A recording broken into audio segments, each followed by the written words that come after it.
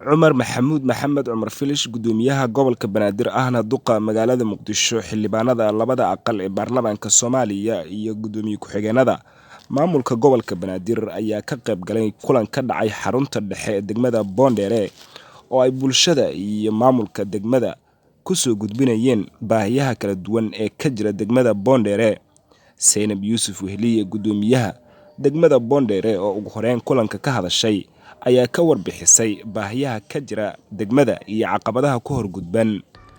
mudana gudoomiye degmadani ayadoo roobabkii ilaahay nimco oo keena ay tahay meel walba ay maxaan ku iraada fariisteen biyihii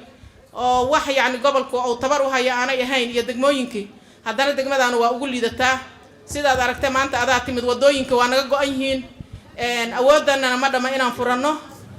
taas waa dhibaato u baahan in la xalliyo. wadooyinkii qaar waa idin kaga mahad celinaynaa gudoomiye gobolka dadaalkiisa in wadadii Janaal Daawud noola dhisaayo in interlock hal la dhisa la yiri inkastoo interlock aan wax badan kala hadalnay gudoomiye ku-xigeenka howlaha guud. Gudoomiye ku-xigeenka arrimaha bulshada maamulka gobolka Banaadir Basma Caamir Shakeeti iyo gudoomiye ku-xigeenka howlaha guud ee maamulka gobolka Banaadir Injineer Cumar Cali Cabdi ayaa si kooban uga jawaabay su'aalihii ay soo gudbisay gudoomiyaha degmada Boondere Seynab Yuusuf Wehliye. howlaha la hayo waa howlo loo hayo bulshada wixii la qabtay inay dareensan yihiin wixii noo dhimanna inay iyaga taladooda aan ku qabano iyo rabitaankooda iyo fikirkoodaba. maamulka gobolka Banaadir wuxuu diyaar u yahay baahi walba gobolka ka jiro ama degmada ka jiro inaan buuxin karno. waa maqlaysaa gudoomiye Seynab baahiyada ay soo gudbisay waa wax loo baahan yahay aragti loo baahan yahay in lagu mideeyo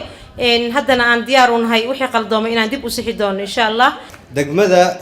laamiga horta hadda la dhisayo waa degmada kaliya 17 degmada magaalada Muqdisho markii laga soo laabto xilliga kacaanka. degmada Boondere waa degmada kaliya oo sewage system sax ah heshay oo hadda loo sameeyay loona abuuray. degmooyinka kale waa kuwii hore oo maaragta la dayactiro iyo laamiga in lagu soo socodsiiyo biyo maahane ma haystaan sewage sax ah ma haystaan. drainage-da kuwa muuqda adinka haysto waxay u baahan tahay inaad ilaalisaan adinkana haddana waa la wadaa meesha ugu dambaysan insha Allah waxa nooga dhiman wax ka yar 100 mitir aan nooga dhiman haduu Ilaahay raad waana gaarsiin doonaa insha Allah. midda laamiga horta inuu dhamaado xilligan oo qorshaheena ahaa oo kooda luliiba aan furno ahaa laakiin roobab aan noo suura gelin in laamiga sii wadno. ugu dambeyntiina gudoomiyaha gobolka Banaadir ahna duqa magaalada Muqdisho Cumar Maxamuud Maxamed Cumar Filish ayaa sheegay in maamulka gobolka Banaadir uu ku howlan yahay habeen iyo maalin horumarinta bilicda caasimadda iyo baahiyaha ka jira gobolka Banaadir. hadba baahida adinku aad soo jeedisaan ayaan ku shaqeynaa anagu degmada Boondere joognaa daraad waxaan joognaa waa bari kasii hor waxaan joognaa Xamar Jabjab waxaan tagi doonaa degmooyin kale oo gobolka Banaadir ah bulshada sidaan oo kale ayay noogu soo jeediyaan baahiyaha ay qabaan annaguna wixii aan ka qaban karno ayaan ka qabanaa mar walba adinku dareemaya